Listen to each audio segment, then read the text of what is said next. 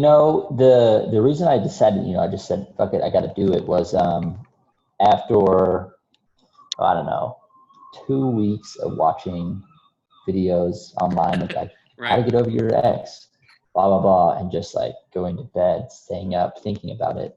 I was like, all right, enough's enough. Like this needs to be some sort of change in the way I'm thinking, because obviously what I'm watching on all the YouTube videos aren't working. And like, you'd wake up like, okay, do a meditation. And it's like, okay, that works, but like it doesn't solve the problem. It just it's a band-aid essentially. And what this did is it just hit it at the root cause, which is, you wake up and what's your mind thinking immediately. And so like in the worst days, I would wake up and it'd just be like, boom, I'm alone. Why is this happening? I want it back, all this stuff. And, after the course, it was just, I wake up and I'm like not even thinking about her or the situation. It's just, okay, I'm moving on. This is what I'm doing today. Good. So it's a nice change. Good. And that's awesome for people to hear. But for people to relate to you, how bad would you say it was? How much was it way before you did the course, if you remember that, just for a second? How bad did it get where you're like, all right, man, this has got to, like, to speak out to somebody who's going through what you went through, how much was this consuming you? I mean, so on a scale of 1 to 10, a 10. Like it's a pretty high number, man. You go to bed thinking about it, you wake up thinking about it, even in the middle of the night, you're like staying awake thinking about it. You finally get back to sleep, then you wake up again. It's just this endless cycle of thinking about it. And like, yeah, when you think that you're attached to this person, because you're so blinded by you're like in these blinders, just focused on it. You don't really see the whole picture. And so, yeah, it was really bad. Like sometimes you ponder like, what's the point of living? If I can't be. Yeah.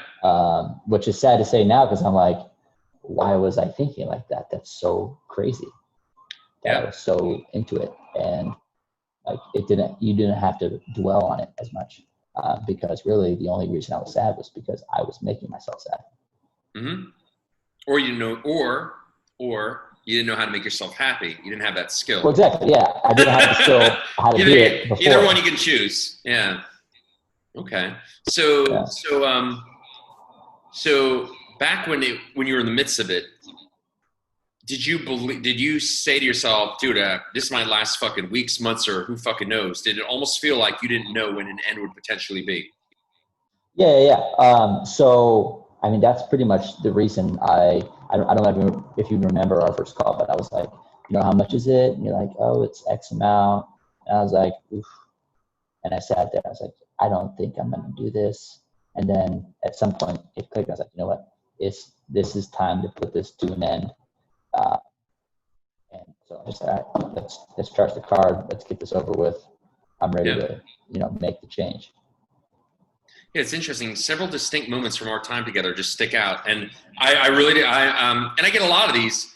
I was really surprised you pulled the trigger, man. I was like, this guy, I mean, I was actually even looking just back at the kind of past, like before we spoke. I'm like, this guy's not going to do it. He just doesn't, he needs more of the school of life, so to speak. But I remember I got a text message from you, and it was just, I don't remember the exact words, but it's like, all right, man, I got to let's rewire my brain here. I'm like, all right, good for you, man.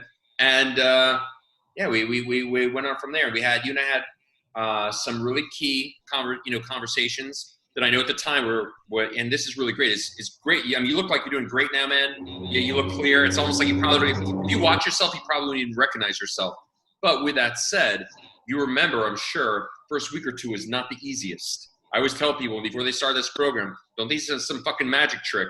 You're gonna start from ground zero, and we're gonna resurrect you. But I remember you and I had like a couple of conversations, like early into the program, like maybe about a week in, where we talked about how to navigate with the previous relationship and how to handle it. And I know that was not necessarily an quote unquote easy conversation, but when you look back when you look back at how hard that was at the time, how you felt like, how am I going to get out of that? When you look now at the future, if you met someone like that again, and God forbid it went in a non-positive direction or there were challenges, how do you feel about your ability to navigate the future? I think actually, if I meet that person again, or someone like this person, I won't put my happiness. I won't say, okay, the only way I'm happy is when I'm with this person. Yeah, I know not to do that. And it's just, I'm in control of my happiness. So, whether I'm, so say I do fall in love with this person, it's great. And then boom, it doesn't work out. I know that from the start, it's not dependent upon the relationship. It's like I am 100% in charge of how I feel every single day. And if it's not going to work out, then that's great. But it's me. Like, I'm happy no matter what. Good. I tell people this, and again, I said this actually a couple times in today's call because this just keeps coming up, and I feel it feels right to me here. But I always tell people, like, the paradigm that most people live by, like, finding the love of their life and completing. I'm like, I'll never fall in love like the way that people talk about that. That paradigm does not exist for me. The true love of your life is you. That's the truth.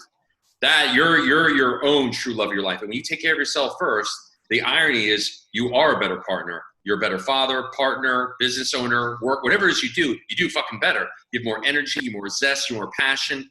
The irony is by doing that quote unquote selfish thing, it's the most unselfish thing you do. It's almost like you quadrupled yourself. So ultimately, everyone wins and everyone gets the highest version of you. But it's truly having a true, which most people is conceptual, but for you is practical, a true practical step-by-step to really do that, embody it every single day. But the real reality is the true love of your life is yourself. That's the truth. No one's going to fucking complete you. You complete you.